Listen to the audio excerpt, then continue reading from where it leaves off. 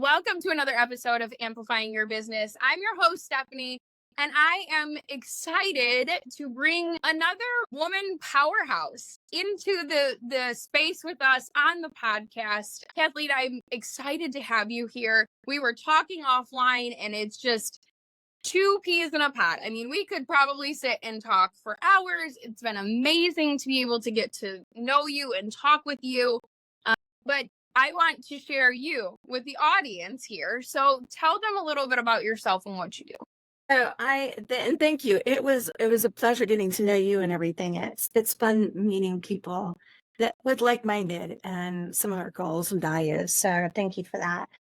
A little bit about me is I grew up with some really good values, and I'm so blessed for that. Like I had a dad who taught me a lot. He taught me to always be an honor and do no harm, and everyone is equal, so treat them that way. Seek truth, and then the fun part of the life is looking for the hidden in plain sight. So, like, it was like a game for me, and that's why I wrote the book, The Game of Life.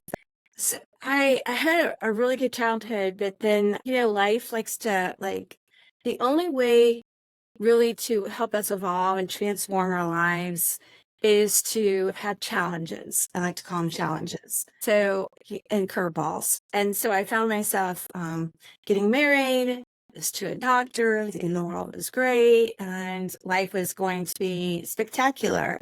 And with that came a slap in the face, and more than a slap in the face. And I started living in fear. And during that time, of the physical and mental abuse that was going on, my dad passed away, my brother passed away, and some other people. And it was a short period of time, but what I found was that, I felt like my voice was suppressed and that I couldn't speak my truth, and because of fear, and I couldn't express who I was. And I had not known that before, that there was a faith inside of me. There was a light inside of me that could not be put out. Darkness is just the absence of light. It's just how much light is there. So it was just feeding my mind and, searching for that faith that was inside of me. And that started to grow. And then I found the courage and the strength, the resilience to mindfully, this is over 33 years ago. People didn't talk about abuse. So I found myself, kind of search for reading factual books, and, the shame that goes with that, like, what did you do to deserve that? So there was a lot of shaming, especially from fellow women, because we didn't know. And so it was really finding that strength to get out of that safely, and educating myself, and then going, and I started building myself up in corporate, and I did really well in corporate. And so, but life has the curveballs where you're like, you repeat that pattern so that you can learn it differently.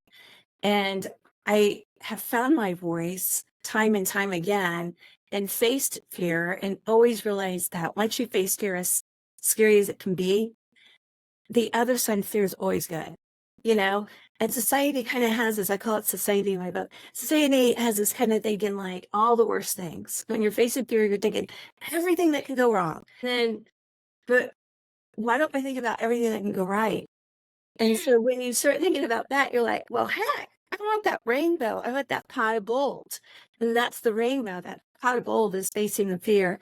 And so, when 4 years ago, everyone in a fear state, I learned to find my voice once again, and I helped a lot of other people. And so today, after leaving corporate, I help people find their voice and speak their truth, but do it with a compassionate heart, because I don't think that anyone truly wants to be a bully. I think hurt people hurt people.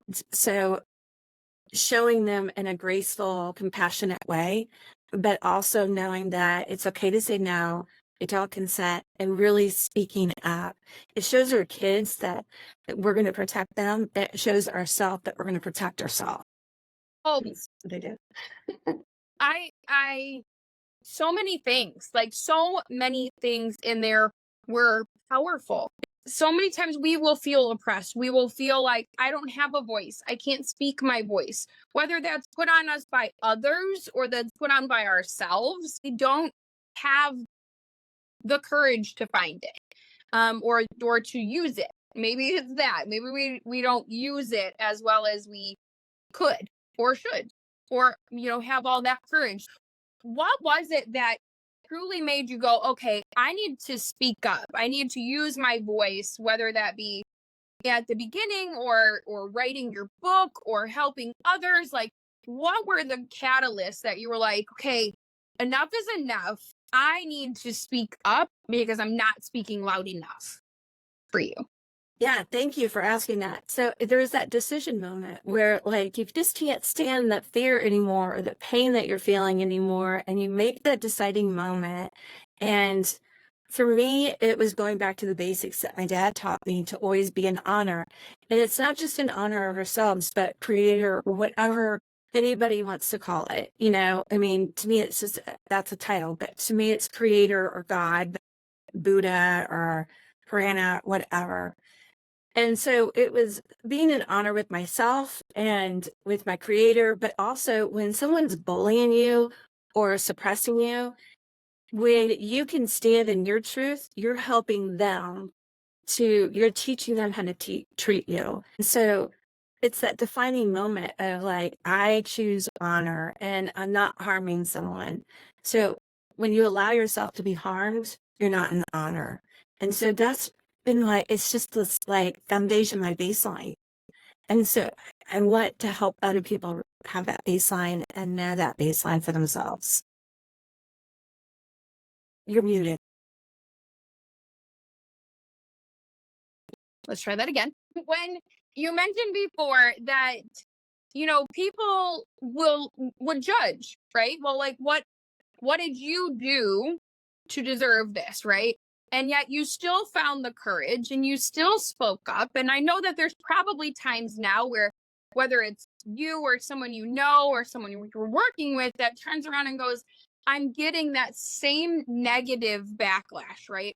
I know I get it, of like, people are like, well, why are you doing that? Why can't you just be okay with being a stay-at-home mom? And I'm like, because I want more. I know I'm called for more.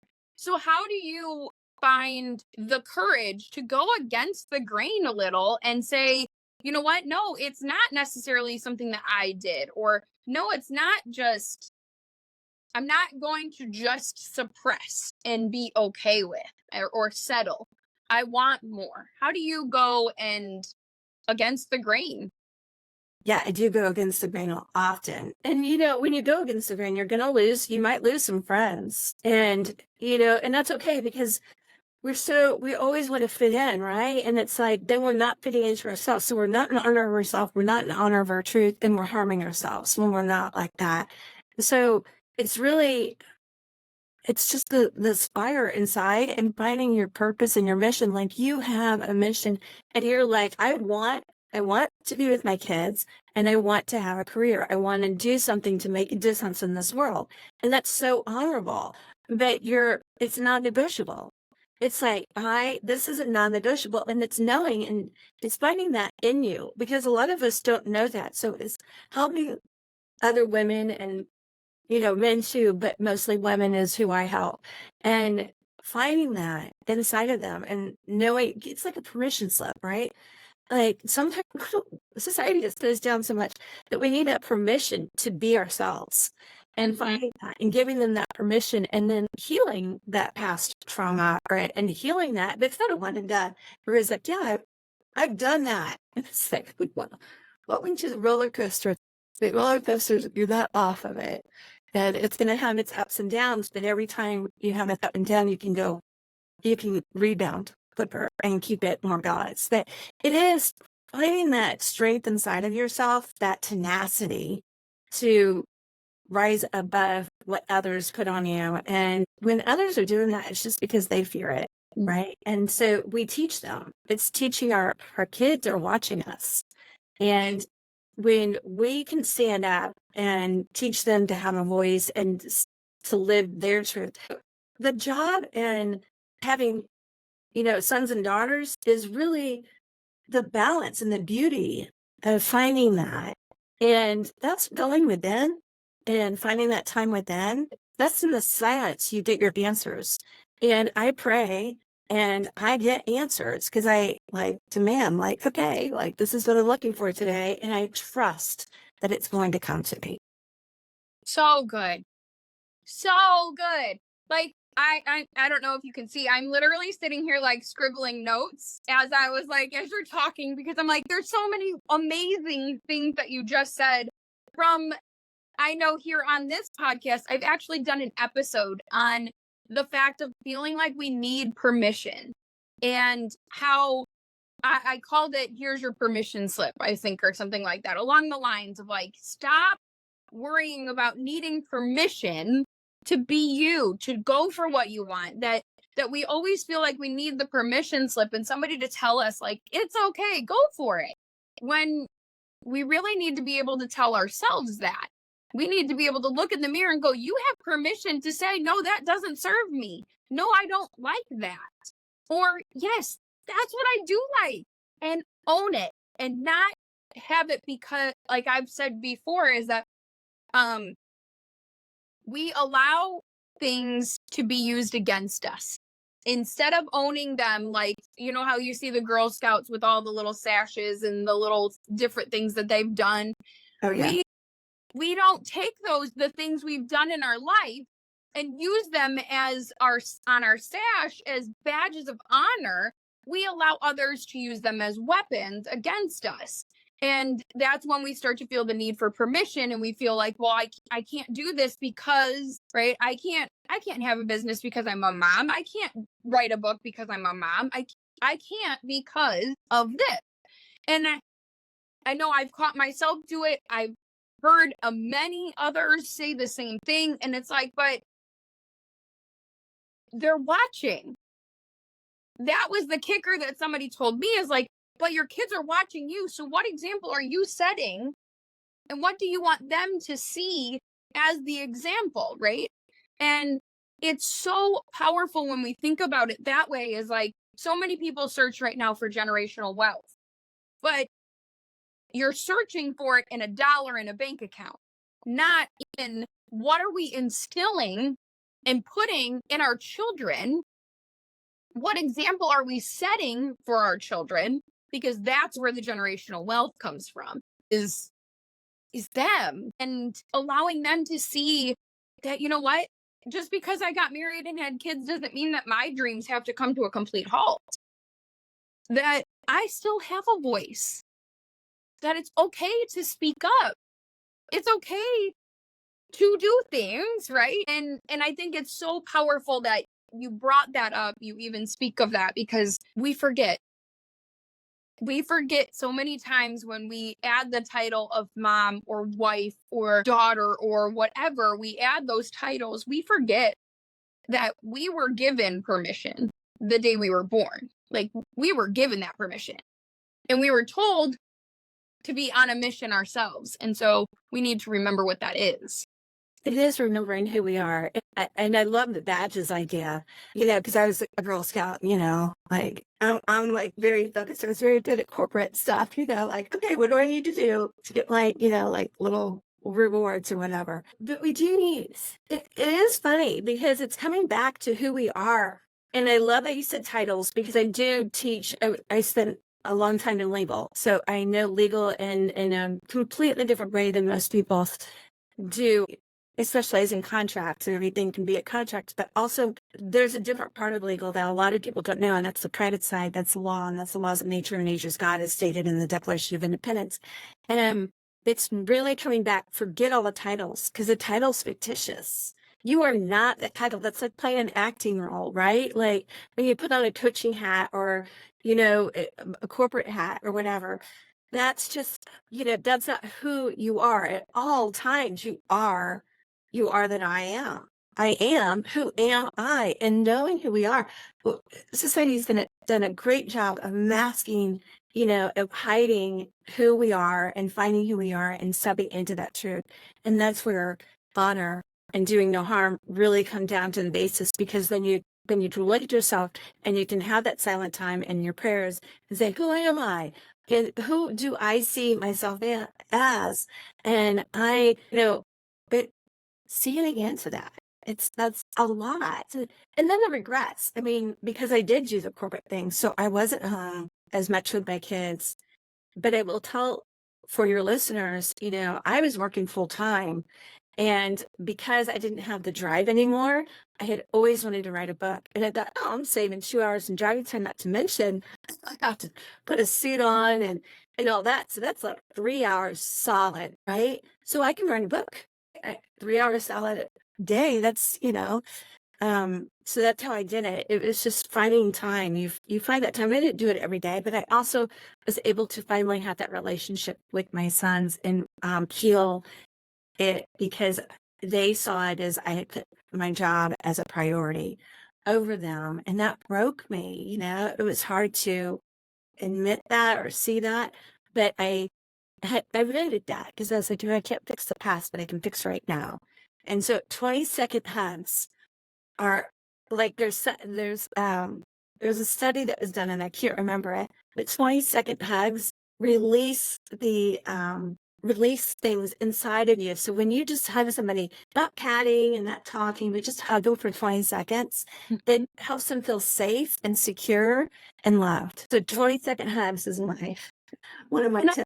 It's so incredible. Like it sounds so small, of 20 seconds or 3 hours, right? You negotiated 3 hours. But like we had said offline, it was a non-negotiable, and it was also prioritizing. You sat down and went, okay, where are my priorities? We all say my priority is more family time.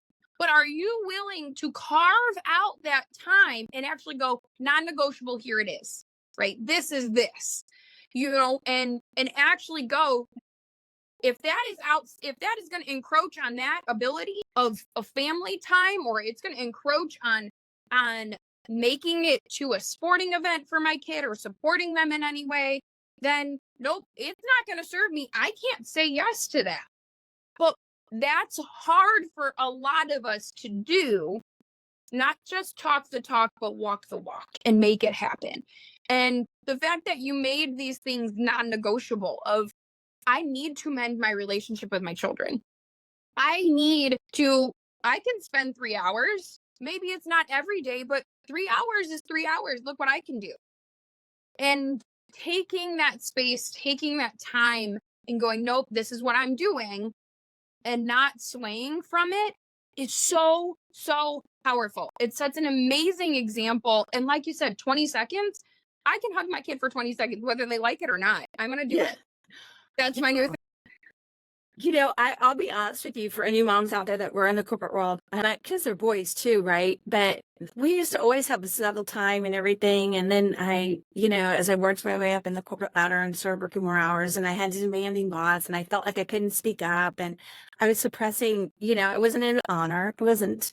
And so when I first started hugging my boys for 20 seconds, it was like, that 20 seconds, because I had heard this. And they were like, oh my God, 1, 2, 3, 4, 5. And then I was like, whatever. I just got to get them used to this. We're going to get through this. So then it was after a while, both of them came to me individually and said, you know what? I really like our hugs. So stick with it. Yep. I mean, at first there might be resistance.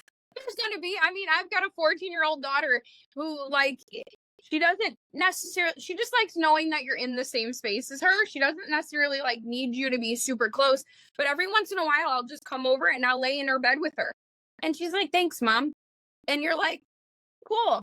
Like, I know that, you know what? I might not be like the cool mom, or like, you don't really want to do this, but it's okay. And like going to my son's track meet, I brought him food. He's like, thanks so much, Mom. And it's like, they might not say it to us all the time, but they genuinely want that. They crave that from us because we help them release the happy hormones. We help them feel loved and safe. Like you said, all the great things that we want for them, right, is done. It doesn't take much, but it takes you doing it.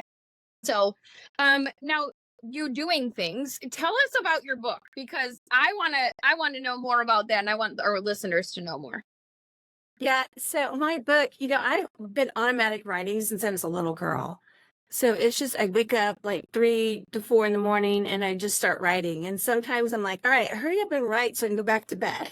And so I had lots and lots of journals. And so I've always wanted to write a book since second grade. I had a teacher that said, what do you want to do? Like, what's the one thing you want to do? And I remember I was like, I'm going to write a book. And so I finally I had that time because I was working from home then. And I thought I'm going to write a book. So I reached out. A friend had written a book. So I reached out and talked to an editor. And the night before I was meeting with the editor to start the book, I woke up at 3 in the morning and started writing. And one of my favorite books of all time was a book written by Florence Shovel Shine. And she wrote The Game of Life. And so it kept coming to me like I was writing The Game of Life and I was writing my entire day. And mine is not like hers. But I told my editor, I think that the title's The Game of Life. I mean, I woke up at 3 in the morning and that's what I keep getting. And because I see life as a game, and when you see life as a game, you can see life differently. And so what it does is that a couple things is what we feed our thoughts is so important. And a lot of people will question like, how do you do this or how do you do that? I feed my thoughts every day with positive things. I don't watch television. I call it television. I look for the word trickery in life because that's a hidden in plain sight, fun little game that I have. And I can tell you all kinds of little things. I give a couple in the book. But in my book, it's what you feed your thoughts because your thoughts create your energy in motion, which is your emotions. And then that's your actions, whether it's a reaction or a response. And so to make a response of a reaction is pausing and learning to pause. And you do that with breathing, but also healing the past. And so it walks through and it gives you dash actions. And dash actions is that time that you were born and the time you die, there's that dash in between. And that's your entire life. So make it extraordinary. And how do you do that? So there's dash actions, there's a game plan, and leaving a legacy. And how you leave a legacy is write your eulogy every year. Because like the badges that you were talking about, I look back at what I've done in a year, and a friend said, and I was like, well, I haven't done that much. And she said, didn't we release a book? And it was like, yeah, actually. And then I was in another book, and yeah, I forgot about that. And didn't you do this? And didn't you do that? And I was like, oh my gosh, we forget, we play ourselves down so much every day because when we accomplish something big, we are like, oh, well, it's no big deal. I wanted to do that since second grade, and I downplayed it totally like give ourselves those kudos and those like, hey, I did that badge of honor, like the Girl Scouts. I love that.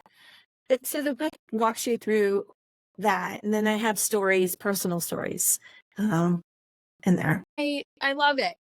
I love it because I think we forget that yes, that dash is important and it is our life. It is what we do. What do we want to be? I always say make your ripples count. What do we want our life to be like? What when we're not here? What do we want to be known for? I love your eulogy thought every year because I did the same thing. I released 2 books in a year and started a podcast along with my business and I completely because I did it in like January to April. By the time I hit November, I was like, yeah, whatever. And my husband looked at me, he's like, you wrote 2 books this year. And I was like, I mean, yeah, okay, so what? And he's like, and one was a bestseller. Like, what? Why are you downplaying this? And I was like, I mean, I'm still a stay at home mom who lives in Chicago. I don't have a mansion from it. Like, I just, I don't know. I wanted to write for so long. It was like a no brainer duh thing. Nobody was like shocked that I wrote it. Like they thought it was cool and they were like about time. But it was like one of those, like, I don't know. I downplayed it. But having your thought of writing it down every year at the end of the year, looking at the year as a whole and not just like reflecting on it, but like writing out what you did. Write all the things you have done. And I actually gave a friend of mine an activity to do recently because she was kind of down and I go, what are you proud of today? And she's like, I don't have anything to be proud of today. And I was like, you have something to be proud of every single day. Every single day, you have something to be proud of. Whether that is just getting up and getting out of your bed today, or that's doing like miraculous things, you have something to be proud of. And I was like, I want you to take a post-it, and from the time you were born, I want you to write every big event down, everything up until today's date, and put those in order on your wall. And she was like, it's a really long list. And I was like, yeah, because you're incredible. And we forget, we forget to not be so hard on ourselves. And you're naming it of the game of life is so awesome. Like I there's no words for it, but other than it's perfect. Because when we think of it like the game and not like a burden, we can come at life with so much more excitement and so much more like, well, what if I do that? What, like the positivity can just flow versus it's a burden, I'm here for life. Exactly. Yeah, and it is like I get so much, I think of life as a game. I see things differently. And so, I've had some hard hits, and when I do have those, I feel them. But then I look for the good. So I look for the good in every day, like giving it gratitude, like, three things that I did every single day before I go to bed at night. That's like a non-negotiable. And so what you do, and that's what I talk about in the book too, what you do first thing in the morning and what you do before you go to bed. But both are powerful because one sets your intentions for the day, and then one sets your intentions for your dream state where you can ask for all kinds of stuff. And that's why I wake up some days. And then it sets into motion the next day. And that's how you change your rhythm, because society has us in a hypnotic rhythm. Sometimes you're in this rhythm, or even your own rhythm. You're like, I just don't have a set rhythm. And it's creating that rhythm. That's one of the laws of nature, is having that rhythm. And so when you set your intentions and you get up at a certain time and you do certain things that are non-negotiable, and some days are going to be different. So maybe you shorten the time, like to a minute even. Like, okay, I'm going to pray really fast. Or, because I can pray in the car or whatever too. Right. So you can like alter it too, but it's a non-negotiable. I'm going to get it in. I may not do my 20 minutes, or if I'm going to work out, maybe I'm only going to do a couple minutes while my dogs are outside or something like that, but I'm going to be doing something. So it's just finding that momentum and getting into your own rhythm. And that's where you get into a flow. And that's where you can do so many incredible things, like be a mom and be a successful podcaster and write a book and still have free time to do things. So everybody's like, how do you do that? When I did that, the year that I did that was 21, and I was working full time. I wrote a book. So I took 2 different classes, and I started speaking up at county boards and school boards and in different places. Never thought it would be what do they call it? A rebel or whatever. Speaking my truth to a community, because everyone was feeling so like their voice couldn't be heard. And so it was like a push inside me. I couldn't stop. And you look at it and you're like, how did I do it? You're like, I just did it. There was no other option other than success.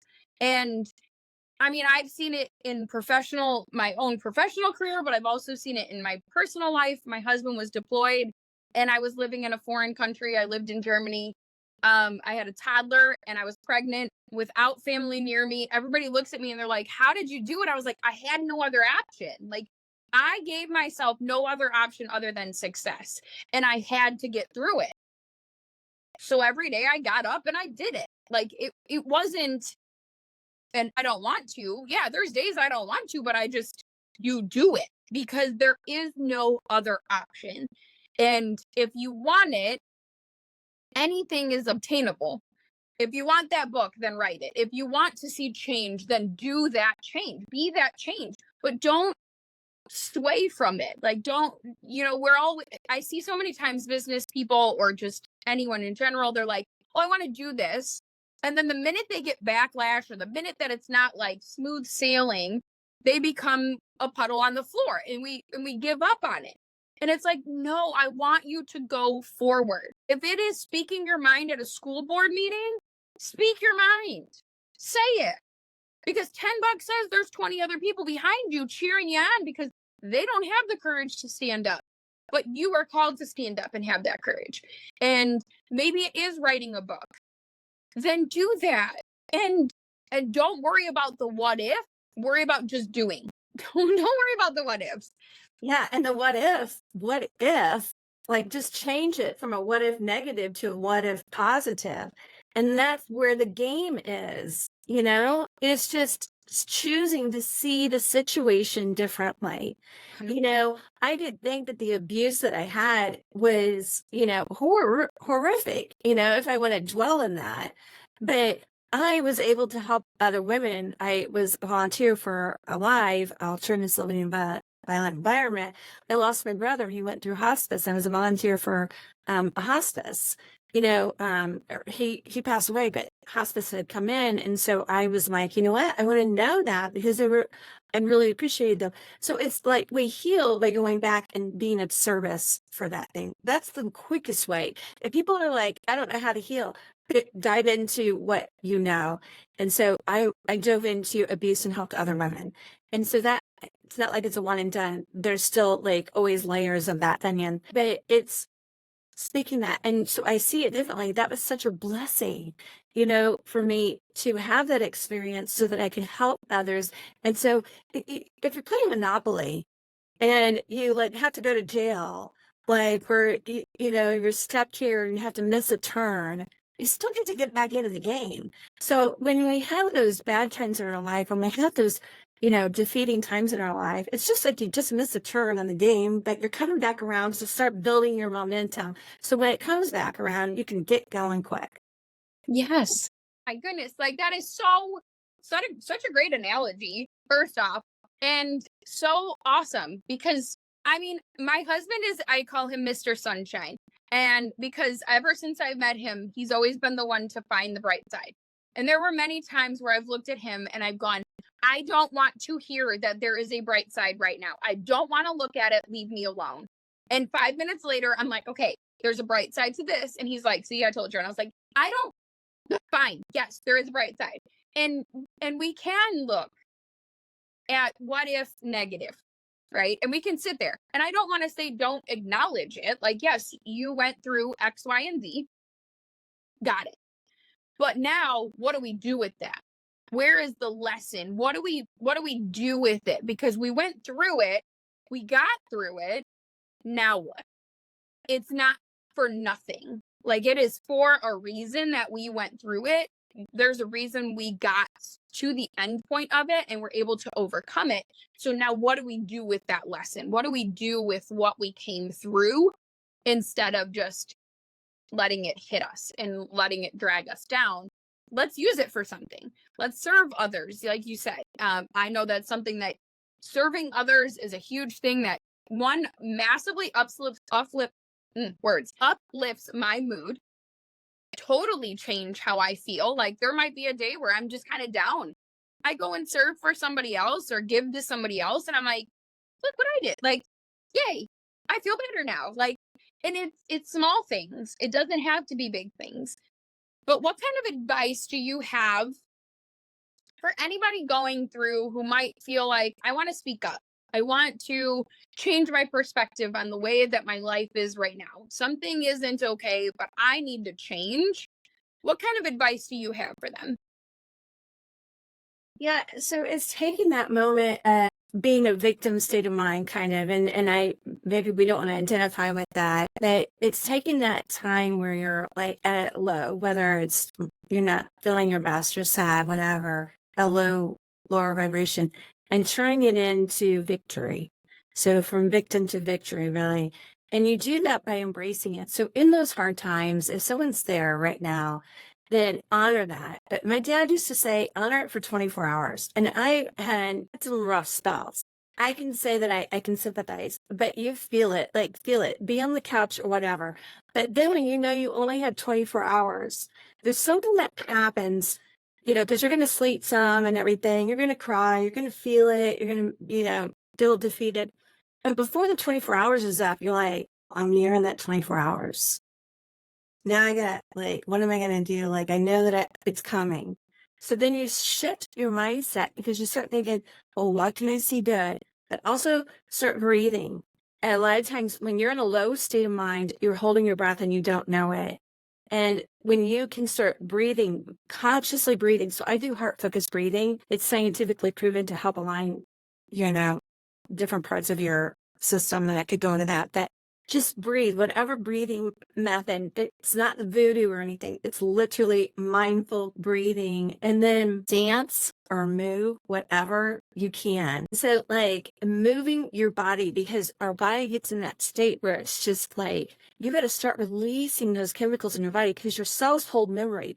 So it's like, let's release them. Drink a lot of water and then piss it out because the 24 hours is hitting, and now you get another 24 hours. And in that 24 hours, because this is a 48-hour antidote that I call it.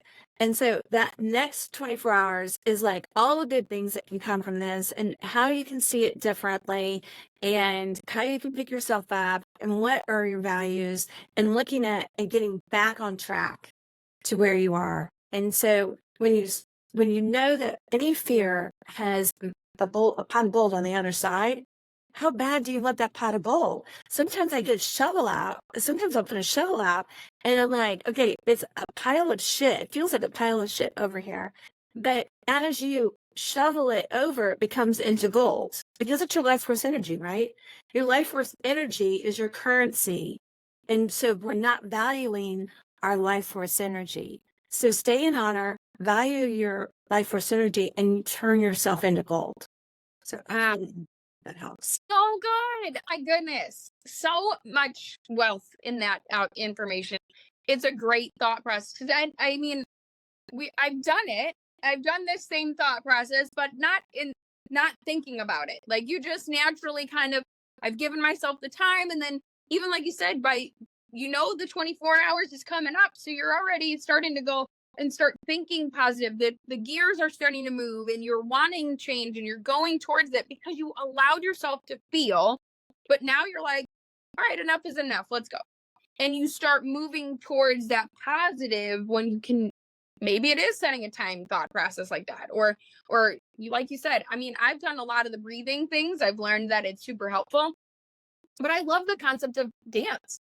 Get up and dance, get up and move. Like, I don't care if it's in your kitchen and you look all crazed cool, do it. Like, put some music on and just laugh and dance, because in the midst of it, I'm one of those people that it's easier to laugh than it is to cry sometimes, because if I cry, we are done. It is all over. So I'm like, I'd rather laugh. I would rather laugh and find joy in this moment than just sit and cry. And there's so much good information that you had for us. So how do we get in touch with you, whether that's your book or sitting down with you? How do we get in touch with you? Because I know that you've got so much more to share, that everybody would love.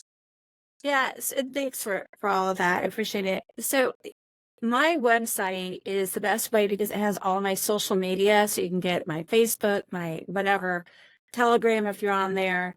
So it's www, and it's the Game of Life 101. So that you have to put THE, the Game of Life 101.com. And that has everything. And then I have courses. So I'm starting a course in May, and that's Freedom, Speak Your Truth with Confidence and Courage. And that may be over, but that's a course that repeats. So it's not like I missed it and it's never going to happen again. And I like to do lives. I record it, but because that way I can get the feedback and tailor it a little bit to the people that are in there, because I always think that's the synergy is really important.